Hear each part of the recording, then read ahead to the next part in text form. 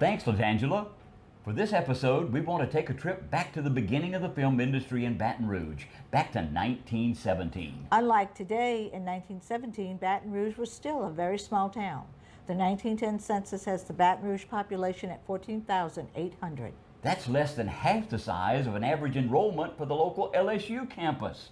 To compare, the 1910 census for New Orleans was 350,000. Another thing to consider, all the early silent films up into the teens were called shorts, as they were usually 1 or 2 reels, with each reel about 10 to 12 minutes. A feature film was considered at least 5 reels or over an hour in length.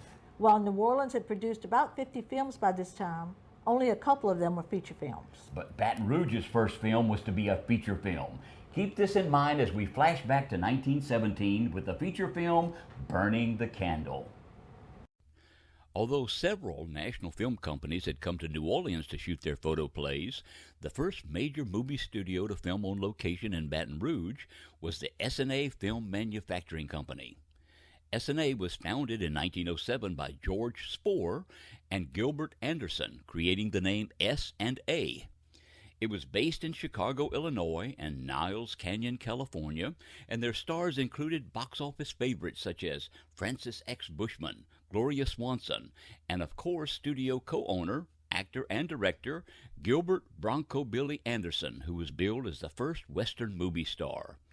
S&A had become a major studio mainly because of the 150 Bronco Billy Western shorts, which were extremely popular at the time, and their series of Charlie Chaplin comedies. In 1917, S&A sent a cast and crew to Baton Rouge to secure exterior scenes for their drama Burning the Candle.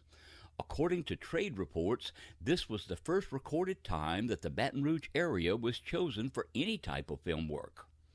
The acting roster for this film included Henry G. Walthall, Mary Charleson, Patrick Calhoun, Thurlow Brewer, Frankie Raymond, and Julian Barton. Harry Beaumont directed the film.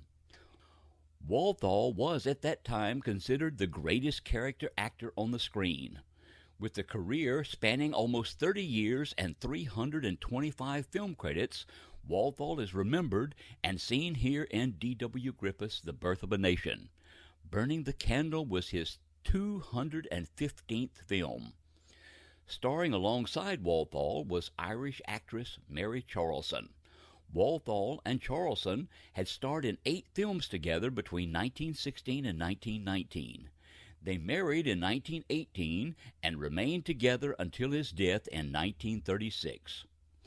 Burning the Candle presented no moral message, and the only villain in the film was alcohol, even though it was 3 years before the era of Prohibition. In the film, Walthall portrays James Maxwell, a young man who has a weakness for alcohol.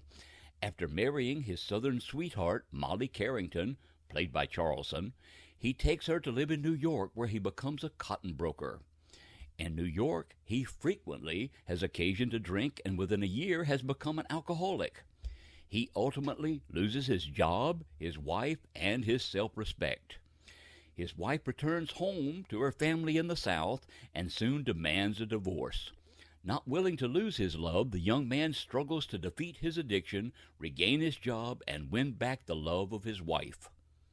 Exterior scenes for Burning the Candle included the cottage, a plantation built in 1824 and located on the Mississippi River Road south of Baton Rouge. It served as the southern home of Molly. This was considered one of the first times a Louisiana plantation was included to give authenticity to a film. Other scenes were shot in and around Baton Rouge. Referring to Baton Rouge, Director Beaumont reported that the little city furnishes excellent material for typical Southern exteriors. According to reports, the town of Baton Rouge, its mayor, police chief, and leading citizens turned out en masse to welcome Walthall and the rest of the cast and crew.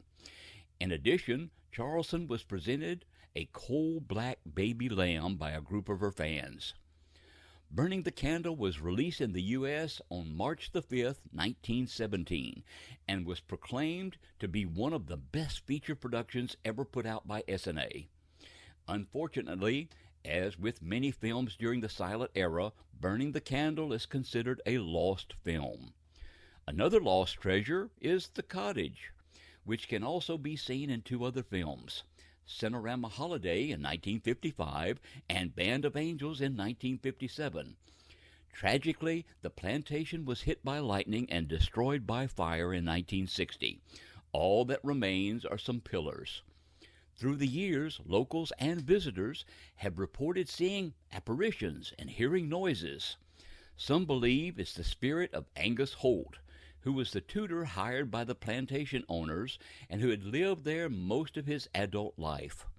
Others believe they are the souls of the 70 passengers and crew of the steamboat Riverboat Princess, headed to Mardi Gras, who perished in an explosion on February the 27th, 1859, near the cottage.